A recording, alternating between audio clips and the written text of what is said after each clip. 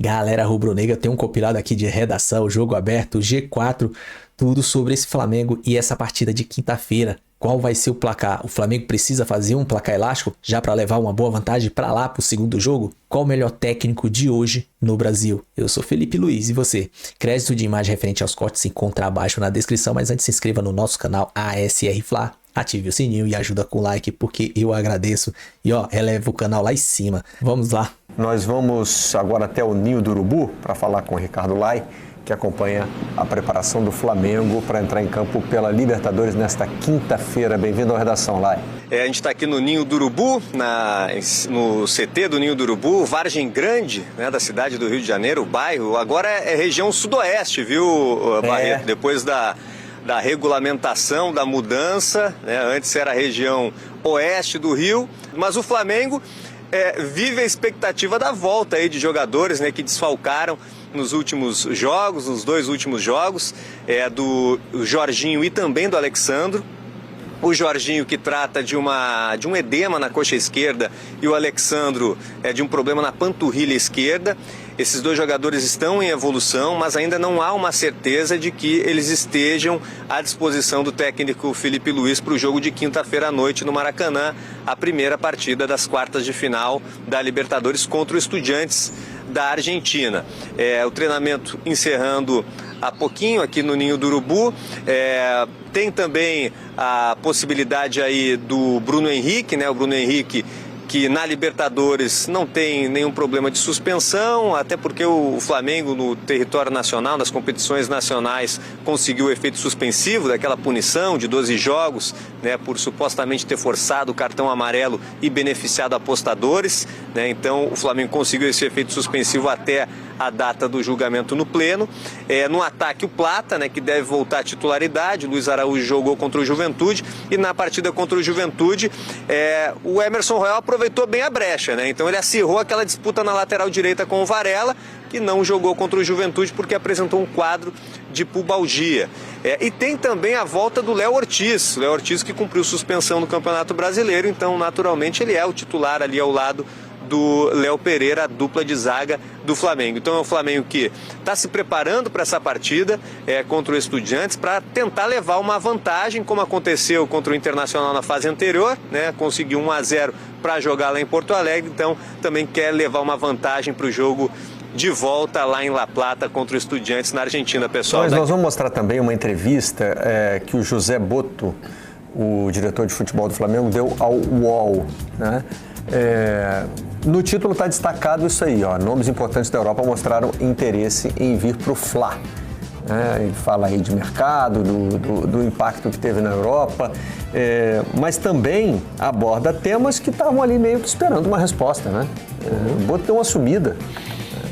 Eu acho que até foi uma sumida estratégica, né? Porque sumida orientada? Começou naquela confusão do Pedro, né? Foi, ele fala sobre a confusão do Pedro, mas é até curioso, porque assim... Ele não admite que foi ele que... Ele faz isso. O mais importante é que tudo aquilo que se falou e foi dito sobre o Pedro resultou num Pedro diferente. Sim, e realmente aconteceu, mas havia necessidade de... Não estou citando aqui a entrevista do Felipe Luiz, estou citando o que gerou aquela semana, né? Que foi o vazamento da informação de que o Flamengo negociaria o Pedro por um valor abaixo do mercado. E ele não entra em detalhes sobre isso. Enfim, é uma escolha que ele tem, um direito que ele tem de não falar sobre o tema, mas que eu não mudo uma vírgula da minha opinião naquela ocasião. Ele fala também sobre o De La Cruz, aí uma polêmica que começou com o Dr. José Luiz Rum. E acho até que nesse ponto ele e o departamento de futebol vão bem, porque... não dá para controlar o que o médico do clube tão experiente fala no grupo de WhatsApp. E ele foi demitido do clube, né? Então, e se provou que o jogador não estava fadado ali a não jogar mais. Tanto é que jogou e jogou bem recentemente. Mas assim, só sobre esse episódio do Pedro, eu não mudo uma vírgula do que eu achava na época, né? Se foi ele que vazou a informação, é totalmente o contrário do papel que ele foi contratado pelo clube. O Boto vem para o Flamengo para profissionalizar o departamento de futebol. A partir do momento que um dirigente desse departamento de futebol vaza uma informação como aquela, absurda do jeito que foi, não é uma atitude tão profissional assim. Mas a entrevista é boa, eu pude acompanhar o trabalho dos colegas do UOL. acompanhei quase que na íntegra a entrevista, tem muita coisa legal que ele fala. Agora é o seguinte, chances de título, essa é a parte boa. Essa é a briga pela taça tão cobiçada da Série A. Essa aí, hein? Olha só, nessa briga, quem tá levando a melhor é o Flamengo com 46,3%. O Palmeiras tem 31,3%. Lembrando que tem os jogos atrasados ainda. O Cruzeiro tem 18,9% de chances de título. E aí, olha que engraçado, o Mirassol tem mais chances de título, mas aparece também nas chances de cair ali remotamente falando, não é? Na quinta-feira o Flamengo vai enfrentar o Estudiantes e a Gabi Marino vai trazer pra gente todas as informações, vai contar a preparação do time do Felipe Luiz para essa partida. Olá, Gabi! Chega mais? Oi, Renata, tudo bem? Muito bom dia pra você e pra todos que nos acompanham aqui no Jogo Aberto. O Flamengo realizou um treino na manhã de hoje aqui no Ninho do Urubu, visando a partida contra o Estudiantes, que acontece na próxima quinta-feira no Maracanã. É o primeiro jogo das quartas de final da Copa Libertadores da América. E para essa partida, a expectativa da comissão técnica é poder contar com alguns jogadores que não ficaram à disposição nos últimos jogos. Então vamos atualizar aqui a situação médica desses atletas. O lateral esquerdo, Alexandro, ele já realiza trabalho com a fisioterapia, mas hoje não foi a campo, ficou na academia. Já o atacante Bruno Henrique, existe uma expectativa dele voltar a ficar à disposição do Felipe Luiz, ele que foi ausência na partida contra o Juventude lá em Caxias do Sul, porque fez um controle de carga, sentiu dores no treino de sábado. Jorginho com edema muscular na coxa e o Varela com um quadro de pubalgia seguem no departamento médico do Flamengo. Então essas foram as últimas informações do clube. A gente segue aqui no Ninho do Urubu. O Flamengo tem uma sequência intensa de jogos nesta semana, além dessa partida contra o Estudiantes que acontece nesta quinta, no próximo domingo. Tem um clássico contra o Vasco pelo Campeonato Brasileiro no Maracanã. Renata. Muito obrigada pelas informações. Gabi Marino, diretamente do Rio de Janeiro. E esse Flamengo, Ronaldão, no Brasileirão sobrando não, né? Tem a companhia do Cruzeiro e do Palmeiras, mas tá jogando muita bola.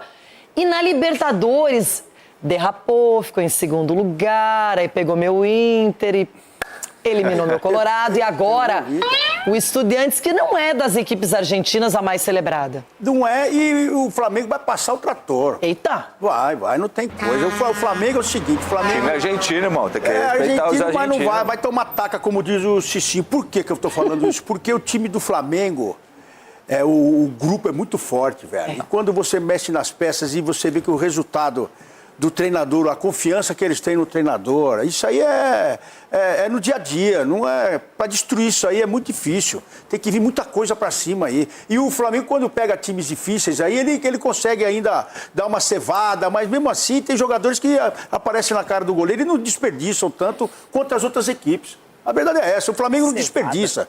Passe de bola, tem posse de bola. Então, a verdade é que o Flamengo... Como assim uma cevada? Cevada, o povo da produção está dizendo aqui que é da cerveja. Então, pegou o time do... Pegou o time do Carpini, aí também que o time do Carpini tá bem montadinho. O Carpini tem prazo de validade, é verdade. E não vencia há 28 anos lá em Caxias. Sim, foi lá, deu um ataque que era para ser mais. E na elegância foi, sim. Nem sujou a roupa, sabe aquele negócio do cara vai e não suja a roupa? E como tá jogando o Arrascaeta em Cicinho? Não, tá jogando demais e é a referência do Flamengo, né? O que o Ronaldo fala tem muita, assim, essa questão... Lógica, né? Lógica, porque os jogadores do Flamengo são jogadores gigantes. E para jogador gigante jogar 2 partidas em sequência mal é muito difícil. É muito difícil. Então você pega o Arrascaeta, vai estar numa noite que nada dá certo. Só que aí você tem Plata, você tem um tanto de outros jogadores, você tem Jorginho, você tem Saúl, e você pega esses caras mal. No outro jogo o Arrascaeta vai jogar bem. Então assim, é complicado. O Flamengo, na verdade, poderia colocar o Flamengo já sentado lá na final, esperando para ver quem que é o outro que vai enfrentar. Talvez no jogo da final, esses caras joguem muito mal e o adversário jogue bem. Futebol tem muita coisa. Futebol tudo bem, mas aí o Santos ganhou do Flamengo. A meta do Flamengo, eu venho falando pra vocês faz muito tempo, é fazer a mesma coisa que o Botafogo realizou no ano passado, ganhar o Brasileirão e a Libertadores. Isso tá claro. É ordem. Gente, Copa do Brasil, eles até jogaram com reservas em casa contra o Galo. Então, Olho nisso aí. Bom, o Rossi, goleiro do Flamengo, concedeu entrevista coletiva. Agora há pouco, o Flamengo joga quinta-feira na Libertadores contra o Estudiantes, porém, este jogo será no Maracanã. Vamos ouvi-lo. Primeiramente, eu joguei lá no Estudiantes, sei o que é a Libertadores para Estudiantes. Sabemos que no tem jogo fácil na Libertadores, no tem, seja na Argentina, seja na Venezuela, no Equador, no país que seja. Sabemos a dificuldade de cada jogo, mas isso aí, dentro do campo a gente somos 11 contra 11, vai ter questões táticas, técnicas, físicas também. Eu acho que vai ser um jogo muito disputado, muito físico, como costuma ser os jogos da Libertadores. Mas a gente tem a vantagem de jogar o primeiro jogo em casa e tentar fazer um grande primeiro jogo para depois ir buscar a classificação lá. E é isso, eu acredito que se a gente faz um bom primeiro jogo aqui, tem muitas chances de conseguir essa vaga nas semis, mas jogos dentro do campo, são 100, 200 minutos como se joga num jogo de ida e volta e vai ser duro. Muito bem, tá aí o Rossi falando sobre o jogo que acontece só na quinta-feira, Arnaldo. Tem que fazer esse resultado aqui, né? É o que o Vessa falou. Você vai chegar lá para jogar lá depois com 1-0, vai viver um inferno. Mas, sinceramente, hein, Vessa, cá entre nós, vai resolver a parada. É que o Estudiantes, como ele não é de Buenos Aires, é de La Plata, muitas vezes o brasileiro tende a tirá-lo pro... Eu ia falar um negócio, mas não pode falar. Tirá-lo de lado. Os caras têm 4 Libertadores. É muito inclusive, difícil. uma conquistada aqui, tendo perdido o jogo lá contra o Cruzeiro. Contra o Cruzeiro. Então, assim, eu tive naquele estádio lá. É um estádio considerado bem moderno, né, para os padrões argentinos, porque ele é recente. Ele foi reformado. Ele foi reformado. 35 mil pessoas. Toda a parte dele de água do estádio tem todo um sistema natural, tal, enfim, é claro, uma internet que funciona, o que também é muito raro em estádio, tal. Você percebe que é um clube que tava conversando um negócio de SAF contra vários clubes que não queriam, o Verón estava disposto a aceitar a SAF. Então, as pessoas passam às vezes esquecem o tamanho que é o Estudiantes numa Copa Libertadores. Mas é claro que a montanha que ele vai ter, que o Estudiantes tem que subir, a montanha, ela é gigantesca, mas tem que levar alguma coisa para lá, né? O Flamengo aquela vez ganhou apertado no Maracanã, lembra do Bolívar? Ganhou um 2-0, né? Um gol no final, de cabeça, mas que aquele segundo gol foi muito importante lá. Levar alguma coisa é o mínimo que o Flamengo tem que conseguir. É isso. Agora, o Boto, José Boto Massá, ele deu entrevista para o UOL e negou a informação de que queria negociar. Pedro, ele fica negando, daqui a pouco tem print aí mostrando que ele falou sim. Mas vamos ouvi-lo. Temos? Não, não temos. Não temos, mas ele falou sobre isso e falou sobre outras coisas, que o Felipe Luiz mandaram uma bala de grana para contratar, ele não quis sair. E, para além disso, falou que o Flamengo hoje é atrativo para jogadores de primeiríssima linha no mundo. Mas é mesmo. Calma. Mas é mesmo, senão o Saúl não teria vindo, o Jorginho não aceitaria voltar. Os reservas que quase não jogam, ficam lá e aceitam tem alguém de boa. reclamando. Ninguém reclama. Todo mundo de boa. Estrutura boa, ganha bem. Rio de Janeiro, braços abertos sobre a Guanabara.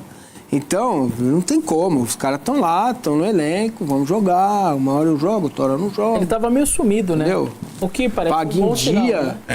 Quando o diretor aparece pouco é porque... Então, ele tava sumido porque aquele negócio do Pedro deu, né? Bateram na porta dele lá. Vem cá, meu irmão, que papo é esse? Eu acho esse jogo traiçoeiro pro Flamengo.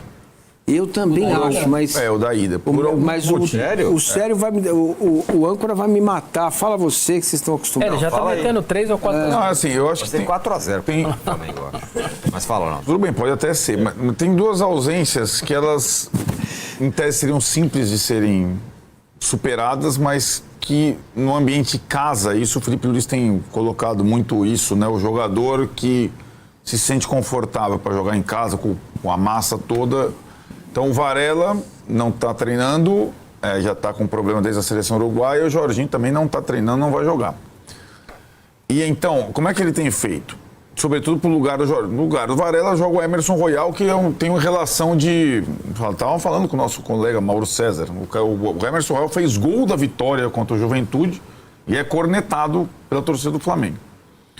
Então vai ser o Emerson Royal na direita. No meio, eu acho que ele tem um dilema.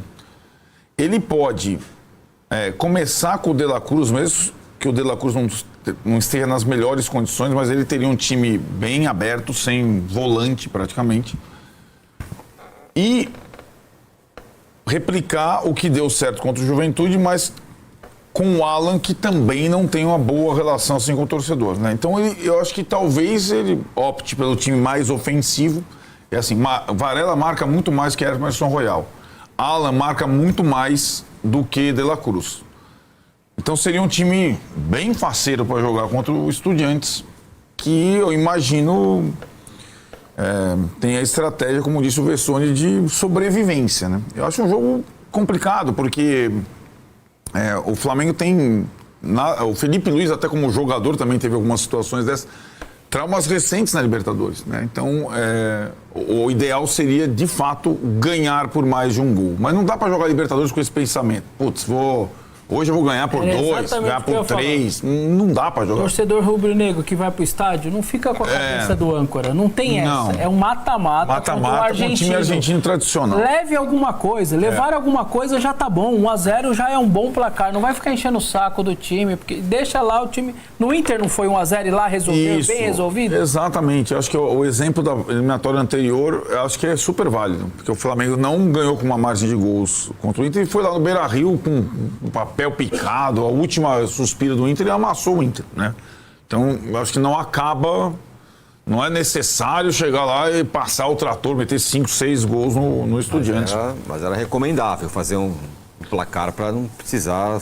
Mas eu acho que isso ia acontecer naturalmente. Não adianta, né, ficar com isso na cabeça o tempo todo, que às vezes mais atrapalha do que ajuda. O Estudiantes terá problemas também, né? O zagueiro Leandro Gonçalves Pires, que é considerado um dos melhores jogadores do time, não viajou. E o Edwin Cetré também não, atacante. Então tem desfalques também o Estudiantes para essa partida, que vai ser uns 3-0 aí, né, Massa? Não sei não. Não? Não coloque palavras na minha boca. Eu digo pra você, é um jogo duro, o Vessone tá coberto de razão, o Arnaldo também, passando por esse espectro Flamengo que eu acho que já diminuiu, apesar de cobranças... A vira e mexe volta, né? Ali então, mas deu uma diminuída, hein? O que? Porque aquela... Oba-oba. Entendeu? Eu acho, sim. Agora, também eu fico imaginando como deve ser difícil conter esse oba-oba. Né? A onda. Mas acho que o Felipe Luiz faz... duro. Tem então, ele está conseguindo. Trabalho mais... Ele está conseguindo, é verdade. Ninguém falou que tinha ganhado 5-0 do Juventude. Vocês não têm a noção, a impressão, e eu tenho essa impressão, que está nascendo um dos maiores treinadores da história do Brasil? Eu acho que tem um potencial de ser um baita treinador. Não é? Na verdade, vou dizer que trabalhando no Brasil hoje, a fotografia desse momento, para mim, ele é o melhor. Então. Eu acho Estamos falando de bons técnicos. Estamos falando... Sim. A fotografia desse momento tem o Felipe Luiz, tem o Leonardo Jardim, tem o Abel. Com estrangeiros? Não, com qualquer um. Quem está trabalhando bem no Brasil hoje? O Crespo está trabalhando bem, né? Mas nessa fotografia, para mim, o Felipe... Dorival... O Dorival não faz só a melhor campanha, está indo bem na Copa do Brasil. Mas é isso, né? Mas quem são os técnicos que têm chamado a atenção no Brasil nesse momento? Sobretudo o Leonardo. Esses 4 aí, não são? Sim. Mas o Felipe Luiz, para mim, ele se destaca pela maturidade, né? Pela juventude dele e por ele ter conseguido até contornar aquela entrevista que ele deu lá, que gerou mal-estar. Então, tem tudo para ser um técnico de primeiríssima linha, inclusive era um cara no exterior. Que quando jogava, você olhava para ele e falava assim, esse cara vai ser treinador. Porque ele já tinha... O jeito que ele falava, como ele arrumava... Tem uma história, eu tô esquecendo o personagem, se alguém no chat lembrar, diga. Num podcast, um treinador, Jair Ventura, enfim, eu não lembro quem era o treinador. E eles jogando, e ele treinador do Figueirense. E o Felipe Luiz pelo Flamengo. Ele fez um negócio no time. O Felipe Luiz precisou de 5 minutos de jogo. Ele dentro do campo. Falou, você faz isso? Ele acertou o time do Flamengo no campo. 5 minutos, o treinador na beirada do campo falou, ele já percebeu o que eu fiz. Então, assim, eu tô esquecendo o nome do treinador que falou que o Felipe precisou mapear em 3 minutos, estava mapeado que tudo que ele fez durante a semana e tal, e acho que era do Figueirense. Barroca. Acho que foi o Barroca. E aí ele falou, então o Felipe já tinha essa visão, como o Renato Augusto, por exemplo. O Renato é outro, que precisava de 2, 3 minutos para entender. Lembra aquela famosa final contra o São Paulo? Ele chega na beira do campo e falou, você não chega. Você me tira, porque nós vamos perder o jogo. Ele precisou de 3 minutos para ver que a postura que o São Paulo estava, que o Corinthians tinha montado, o Renato foi lá na beira do campo e falou pro Luxemburgo, me tira, põe outro e arruma isso daí. Então ele já tinha percebido o que ia acontecer. Caras assim são raros. O Felipe sempre foi um cara desse nível, assim, né? E aí, além dessa visão, aí começa a contar a vivência e o comando, as relações, né? E como o Massinho falou, porque às vezes o cara tem uma visão absurda e na hora de comandar, de lidar no dia a dia, ele não consegue ou transmitir isso tudo ou mobilizar, né? E acho que aquela questão lá do Pedro, para mim, foi muito marcante, porque era uma cartada bem arriscada. Mas ele não deu uma enquadrada no fim da história? O Pedro não enquadrou? Então, e vira o jogo. Arriscada, né? Porque podia dar certo, podia dar errado completamente, né? E fora que ele passou por outras coisas. O capitão foi embora, o Gerson, né? Era o jogador mais importante do time, saiu fora. O Bruno Henrique tá com os problemas lá, passou o tempo todo com essa situação de julgamento a ser marcado e tal. Não foi fácil até agora, não, viu? Apesar da quantidade de bons jogadores que ele tem, do investimento do Flamengo e tudo mais. Quem é o melhor técnico do Brasil nesse momento? Leonardo Jardim. Leonardo Jardim. Felipe Luiz. Felipe tá... Então, mas Parece quais os fácil. critérios que a gente usa? O que você quer? Essa que é a discussão. Vamos lá. Os meus, o histórico, né? Aquilo que ele já fez no futebol. Ah, tá. Não, é que eu falei neste momento. Então, calma. Mas aí eu vou entrar no momento. Tá. Futebol. Momense. Então, ele entra na temporada, em tese não, na realidade, com um elenco já definido, que ajuda, poucas mudanças, porém enfrenta adversários que tiveram metamorfose, Palmeiras e Flamengo, e que investiram mais que ele.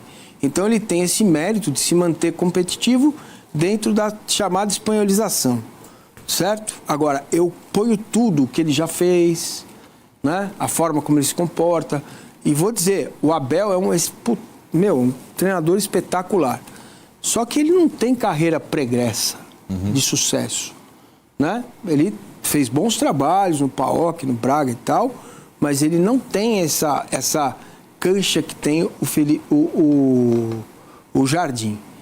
E o Felipe Luiz tem a favor dele uma constelação, né? Sim. Então, dos três, acho que o Jardim entrega mais com aquilo que tem. É simples assim. Boa argumentação. Os parabéns.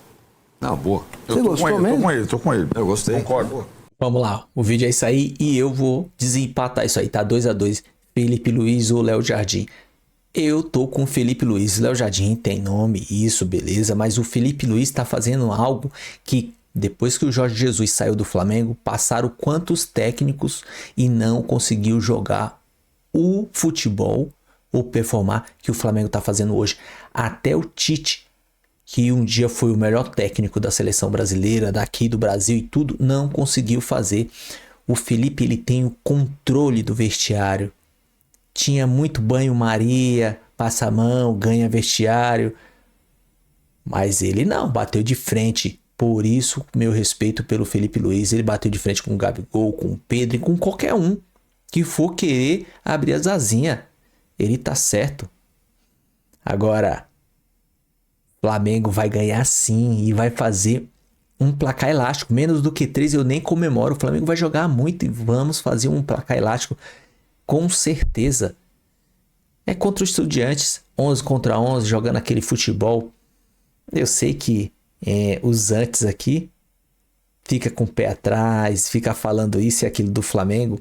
Mas assim, o Flamengo quando perdeu pro Olímpia, perdeu pro Peñarol, era outro momento, tava nessa fase de transição que não tinha um técnico, que tinha o time com controle de vestiário, no controle, na essência ali do futebol. Então tava nessa transição de Jesus a Felipe Luiz. Tava perdido. Ali era um espaço infértil, vamos dizer assim. Porque nenhum técnico desenvolveu o futebol que esse elenco tem como potencial. E hoje não. Eu queria ver se o Flamengo perderia pro Peñarol, Olímpia. Não vai ter essa de flamengada. Não vai ter essa de trocar os pés pelas mãos, não. O Flamengo vai pra cima e vai ganhar. Pode contar, tá lá na final. Estamos só esperando. Beleza? O vídeo é isso aí. Se gostou, se inscreva no canal ASR Fla, ative o sininho, chega dando aquele like, compartilha, comenta. Tamo junto. Até a próxima. Saudações rubro-negra.